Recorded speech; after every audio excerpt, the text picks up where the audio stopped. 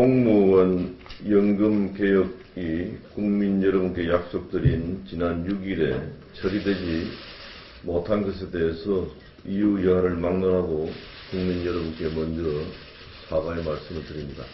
지금 당장 국민이 바라는 일은 하루도 빨리 공무원연금 개혁안을 국회에서 통과시켜서 하루에 100억 원씩의 국민 세금이 나가는 것을 59억 원으로 줄이자는 겁니다. 야당은 법안을 통과시켜서 국민에게 신뢰 회복의 정치를 보여주기를 바랍니다. 자, 드디어 김무성 대표가 공무원연금 처리가 지연되고 있는 것에 대해서 사과를 했습니다. 금방 처리가 되고 여야 간의 합의가 이루어질 걸로 기대가 됐었는데 다시 지지부진해지고 있는 그런 상황이어서 걱정이 되고 있는데요. 자, 일단 어떤 배경에서 이런 사과가 나왔는지 그것부터 짚어봐야 될 것 같습니다. 네. 이남희 팀장. 일단은 청와대 압박이 크게 작용했던 것으로 보입니다. 어제요, 새정치민주연합 이종걸 신임 원내대표와 유승민 새누리당 원내대표가 이제 상견례 차원에서 처음 만나는 자리가 있었는데 그 직전에 청와대에서 브리핑을 했습니다. 그래서 공무원연금과 국민연금은 별개로 처리가 돼야 된다. 이렇게 얘기를 하면서 국민연금을 소득 대체율 50%까지 인상하게 되면은 1,700조 원이 넘는 세금 폭탄이 날라든다. 이렇게 하면서 여당을 압박했습니다. 그런 청와대의 압박에 또 여러 가지 그 고민 끝에 지금 새누리당 김무성 대표가 오늘 그 공무원연금 개혁안 처리하지 못한 것을 다시 한번 사과하기에 이른 겁니다. 그렇군요.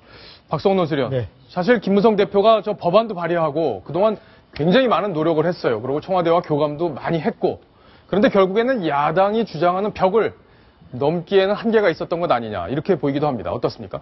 지금 그 새누리당은 그 청와대의 그러니까 국민 여론을 반영한 청와대의 강경 입장과 또 야당은 야당대로 이른바 공적연금 강화론을 연계시켜 놓은 그 공무원 노조 쪽의 입장 이러한 강경한 양쪽의 사이에서 말하자면 스퀴즈 사이에 끼어 있는 상태입니다. 예. 국민 여론은 지금 최근 나온 여론조사에서 보듯이 야 이게 무슨 공무원연금 제대로 뼈를 깎고 살을 깎아서 적자 구조를 해소하라고 했더니 하나만한 맹탕을 만들어버렸다. 그 다음에 더욱이 게다가 그걸로 모자라서 일반 국민연금을 소득 대체율을 확 올리는 예. 그러면 결국 보험료가 올라갈 수밖에 없는 이런 것을 아무런 국민적 동의 없이 해버렸다. 이런 데 대해서 굉장히 비판 여론이 높게 나왔거든요.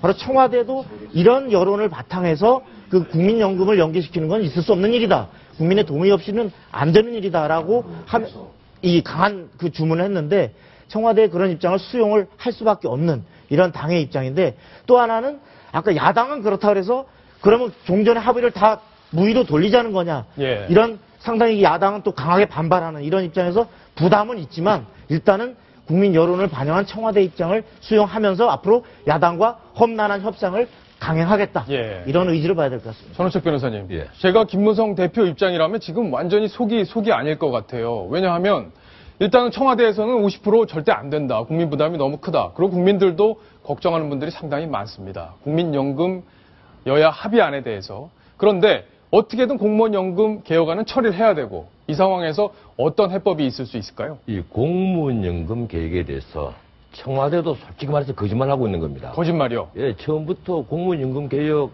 이 제도를 하겠다고 뭐 뼈를 깎는 개혁해야 된다. 이게 대통령의 말씀이었는데 이 김무성 대표 지금 하시는 말씀 그거 아니에요? 하루에 100억 드는 걸 59억 들도록 한다. 예. 그것부터 거짓말이에요. 솔직히 말씀드리면 올해 한 3조가 들어갑니다. 내년에 어떻게 될지 모르겠지만 앞으로 6년, 그러니까 5년 뒤인 2020년에는 1년에 그한 6조가 들어가야 돼요. 근데 지금보다 거의 한 2배가 들어가야 됩니다. 그리고 2030년에는 15조가 들어가야 됩니다. 지금 새누리당과 새정치민주연합이 합의한 대로 한다 하더라도 예. 그리고 2070년까지 무려 1678조 그리고 1년에 평균 한 28조가 더 들어가야 돼요. 이건 계획이 아니에요. 왜 계획이 아닌가 하면 앞으로 20년간 그 지급률 1.9%를 1.7%로 순차적으로 낮추기로 했지 않습니까? 공무원연금 그렇죠. 쉽게 말하면 그때까지 손 못 대도록 만들어 놓은 겁니다. 네. 이러니까 미래 세대에 엄청나게 부담을 준 거죠. 네. 공무원연금이든 국민연금이든 이 세대 간의 하나의 전쟁에 여기에 보수가 없고 진보가 없는 겁니다. 네. 과거에 공무원연금 개혁을 노무현 정부도 하려 했고 김대중 정부도 하려 했고 다 하려 했거든요. 그런데 지금 박근혜 정부가 역시 하려 하다가 지금 문자 그대로 이만큼 들었는데 이 귀퉁이만 조금 뜯어낸 겁니다. 이걸 가지고 청와대가 처음부터 반발을 하고 이 발표가 됐을 때 이건 안 된다. 이 법안 통과되면 거부권 행사하겠다. 이렇게 곧장 나가야 되는데 그냥 있다가 지금 하시는 말씀은 뭔가 하면 지금 공무원연금 개혁안 이거라도 해야 되겠다는 거예요. 예. 그건 눈 감고 아웅하는 겁니다. 네. 자, 이남희 팀장. 네. 지금 김무성 대표는 청와대로부터도 압박을 받고 당의 의원들, 야당으로부터도 압박을 받고 네. 지금 도와주는 사람이 없는 아주 외로운 상황이 아닐까 싶은데 네. 청와대에서 압박이 굉장히 거센가 보죠. 그렇죠. 어제 그 여야 원내대표 회동 직전에 바로 공식적인 브리핑이 있었기 때문에 굉장히 압박감을 느꼈을 것 같고요. 그런데 또 안에서는, 당 안에서는 초대선 의원들도 청와대, 김용태 의원도 아니 청와대에서 가이드라인 주는 거냐, 이건 굉장히 부적절하다. 또 당 의원들은 또 청와대를 비판하고 있고요. 그 또 야당에서는 이 연금 가지고 협박을 하는 거냐 이러면서 네. 또 정부 여당을 동시에 공격하고 있고 김무성 대표 지금 속이 아니다 이런 얘기가 나오고요. 그래서 오늘 최고위가 끝나고 나서도 기자들 질문에 좀 이렇게 힘이 빠진 듯 답변을 했습니다. 영상이 제가 준비되어 있는 걸로 알고 예. 있거든요. 보시죠.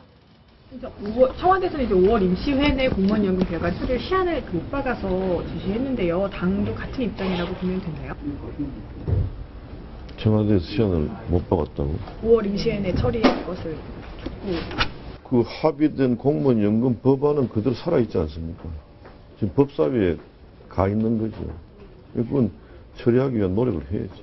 이게 여야 합의가 좀 속도를 내려면 당대표 간 회동이 조만간 필요할 것 같은데요. 어떻게 좀 문재인 대표랑 주말 사이 혹시 연락? 우선 원내대표 간의 합의가 중요하니까.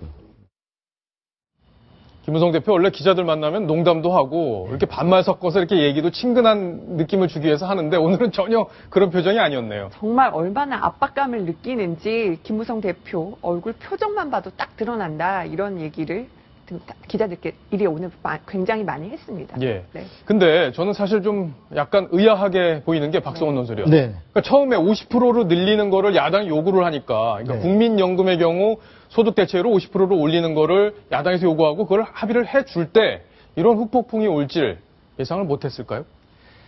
예상은 했지만 솔직히 얘기해서 예. 그 국민연금 50%로 소득 대체 올리는 거는 나중에 가서 얘기할 문제다. 일단은 일단은 공무원연금이 중요하니까. 그렇죠. 공무원연금을 어쨌든 이번 국회 내에 그 타결해야 된다라는 청와대 압박이나 국민적 요구가 있으니까 좀 미흡은 하지만 어쨌든 안 하는 것보다는 낫다. 예. 그래서 어렵사리 어쨌든 노조까지 끼고 해서 좀 많이 퇴색은 됐지만 어쨌든 안 하는 것보다는 그래도 뭔가 성과물을 내야 되겠다라고 하는데 여기에 이제 야당이 고리를 확 걸어놓은 국민연금을 올리는 방안을 완전히 그건 안 되라고 싹을 자르려니까 타협이 안 되고 그러니까 일단은 오케이. 합의문에 대표 합의문에서는 빼고 실무기구에 있었는데 그 부분 나중에 존중하겠다. 좀 나중에 그 부분 논의해보겠다라고 밀어놨던 이런 것이 이제 화근이 된 거죠. 지금. 그렇군요. 네. 자, 이남희 팀장. 네. 결국에는 이런 일이 올 거라고 예상을 안 했을 수가 없는데, 네. 김무성 대표의, 그러니까 자기가 합의해 줄 수밖에 없었던 이유, 오늘 세 가지를 설명을 했어요, 직접. 네. 그렇죠? 그렇습니다. 일단 첫 번째 이 합의문은 결국은 공무원 노조들이 직접 참여를 해서 공무원들 설득하는 게 굉장히 중요했는데 결국 공무원들이 그 동의를 해준 것이기 때문에 분명히 반박이 있겠지만은 그래도 들어줄 수밖에 없었다 이런 거고요. 두 번째 이유는 바로 시간적 이유 때문입니다. 바로 이제 공무원 연금 개혁 특위 활동 종료 시간이 5월 2일인데 예. 이제 이거를 지나면은 다시 국회 본회의에서 새롭게 특위를 구성해서 또 다시 작업을 해야 되는 거거든요. 시간에 쫓겨서 또 그럴 수밖에 없었다라는 얘기를 해놨습니다. 또 하나 마지막으로는요. 이제 국회 선진화법 때문에 결국 야당의 동의를 얻는 것이 필수적인데 예. 야당에서 그렇게 주장을 하고 있기 때문에 여당 의견을 관철시키기가 어려웠다. 이렇게 세 가지 이유를 들어 설명을 했습니다.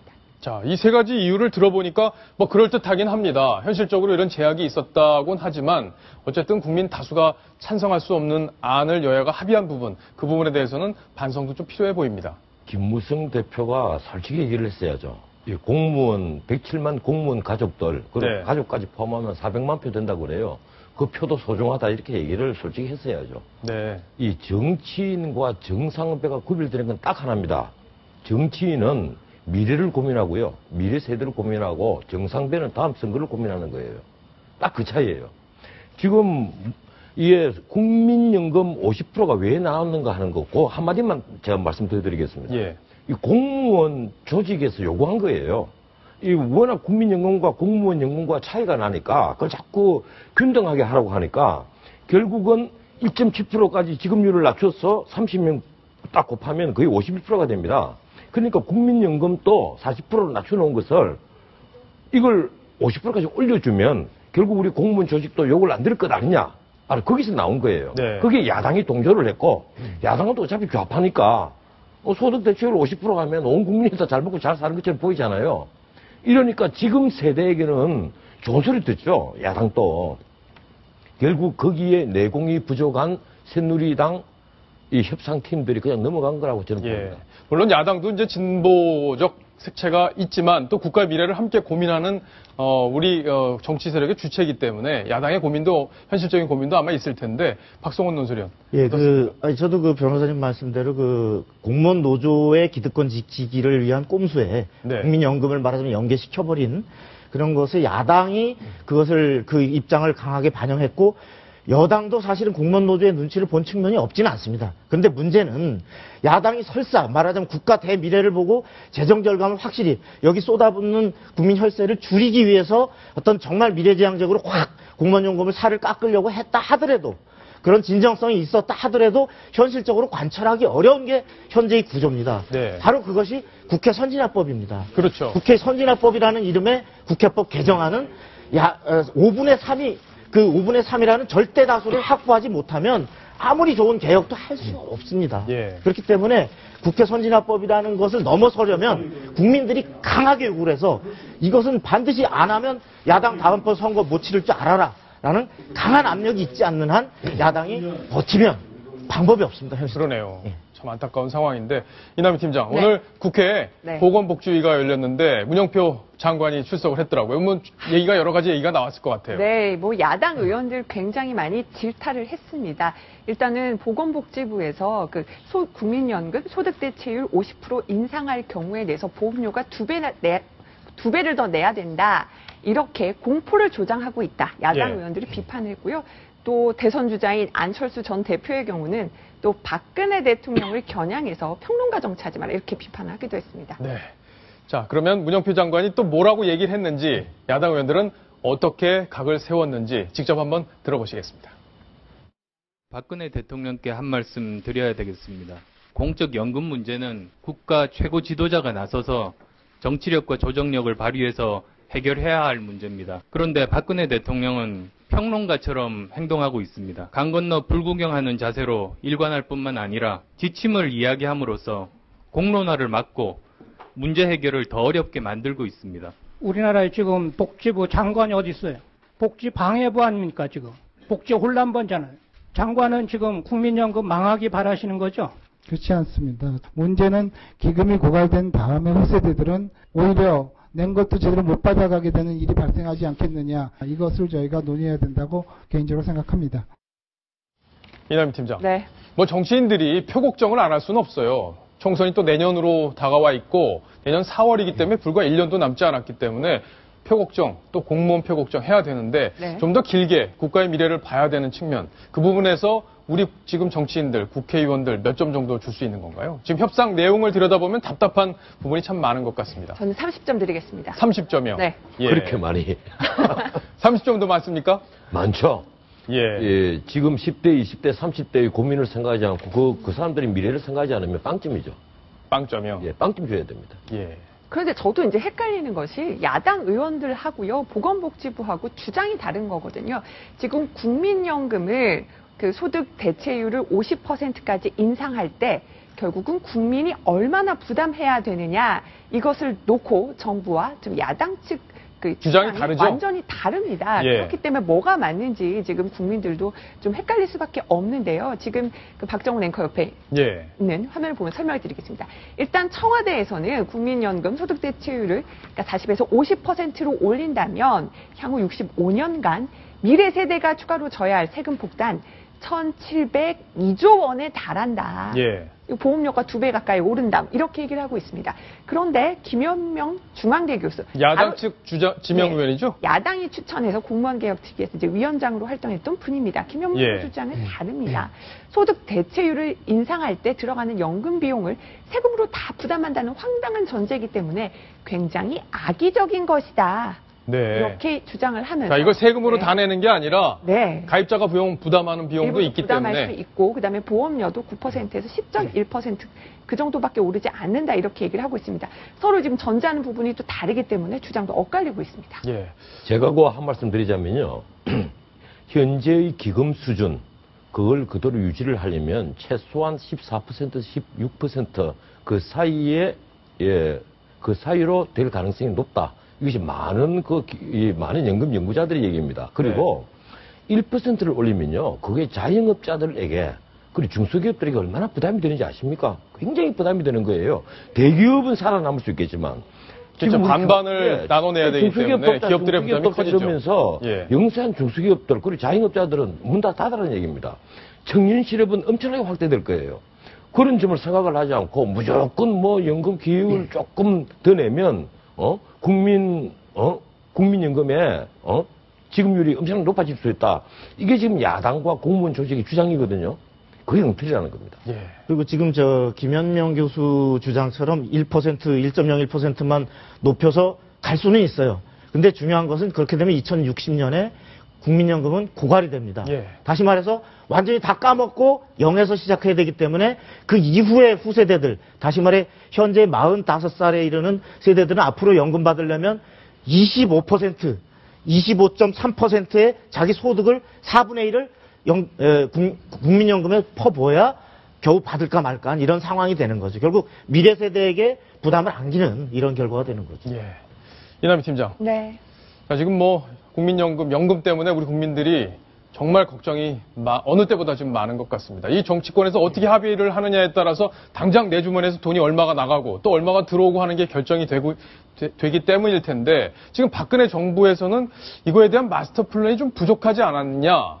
또 친박 내부에서는 당 내에서도 네. 여러 가지 지금 청와대를 향한 비판들이 나오고 있는 게 사실이에요. 어떻습니까? 어떤 게 맞는 얘기입니까? 친박 일부에서도 친박 의원들 사이에서도 모 의원이 걱정하는 목소리를 냈고요. 지금 하태경 의원 오늘 또 그 기자회견 한 내용부터 소개를 해드리겠습니다. 청와대가 원칙과 기준에 대해서 의견 표명만 할 게 아니고 여당과 함께 야당과 140만 명의 전형직 공무원을 설득하는 일에 나서야 한다 이렇게 주장을 했습니다. 예. 청와대가 브리핑하면서 국회를 압박했는데 사실은 청와대가 더 주도적으로 나서야 하는데 청와대도 유체이탈 화법하는 게 아니냐. 여당 내에서도 그런 비판이 나오고 있고요. 친박 의원들도 마찬가지입니다. 굉장히 그 정무적 판단이 미숙한 게 아니냐. 청와대에서. 예. 어떻게 여야 원내대표 협상 앞두고 그렇게 브리핑을 할 수 있냐. 정무 얘기가 또 나오는군요. 네. 정무 얘기는 사실 청와대 정무 기능이라는 게 지금 거의 실종이 돼 있다 이런 네. 평가가 나올 정도인데 이런 중요한 이슈에 있어서는 사실 정무 라인이 당과 청와대 여러 가지를 조율을 해야 되고 또 대통령의 생각을 또 당에 전달하고 또 그거를 조율하는 역할을 해야 되는데 전원책 변호사님 다른 정부에 비해서 유독 이 정부 기능이 약한 것 이건 부인할 수 없는 사실 아닌가요? 박 대통령이 정무 라인에 무기를 그렇게 싣지 않는 것처럼 보여요. 외교 전문가를 정무 라인에 앉히기도 하고 예. 이제 여성 의원인 이제 조일선 전 의원이 지금 앉아 있는데 글쎄 어떤지 모르겠습니다. 문제는 이게 국민연금이나 공무원연금 같은 것을 개혁하려 할 때는 이건 대통령이 여야 대표들을 불러놓고 대통령이 담판을 하고 대통령이 언론을 하고 대통령이 타협을 해야 되는 겁니다. 네. 이걸 여야 정치인들 몇몇 대표들에게 맡겨놓고 그 안이 통과가 되면 그걸 또 청와대가 나중에 거부권을 행사를 한다든가 하는 것도 모양새가 좋지 못하거든요. 그리고 우선 어느 정도 안을 만들어내는 것 자체를 국민들에게 먼저 설득을 시키고 국민들의 의견을 수렴을 해야죠. 네. 지금 우리 경제 수준에 과연 어느 정도의 기율이 가능한지 그리고 지금 우리 그 조세 수준에 공무원연금에 어느 정도 돈을 더 넣을 수 있는지 이걸 정부가 국민들에게 다 공개를 하고 국민들에게 동의를 받을 걸 받아야죠. 근데 그게 안 되는 걸 가지고 자꾸 뭐 기여율 뭐 10% 그리고 지급률 뭐 50% 이런 식으로 얘기를 한다는 것 자체가 이건 미래 세대에 대해서 조금 더 고민을 하지 않는다는 거예요. 예. 그렇지 않아도 우리가 지금 국가 부채가 매년 한 50조씩 늘어납니다. 순정 국채가 있고요. 세수 부족이 한 10조가 되고 이런데도 다음 세대에 대해서 고민을 하지 않는다는 것은 난 정말 이해를 못하겠어요. 예. 아마 청와대가 이번 일에 대해서 평론가적 입장을 갖고 있다. 이런 부분에 대해서 얼마나 많은 시청자분들이 공감하실지 모르겠습니다. 청와대가 분명히 이 국가적인 대사, 이 문제에 대해서 주도권을 갖고 여야 대표들과 만나서 이런 것들을 조율을 해서 국민들을 설득하고 공무원을 설득해서 안을 만들어냈어야 되는 건 아닌지 지금부터 다시 한번 고민해볼 시점이 아닌가 싶습니다. 자, 이번 소식은 여기까지 정리를 하겠습니다.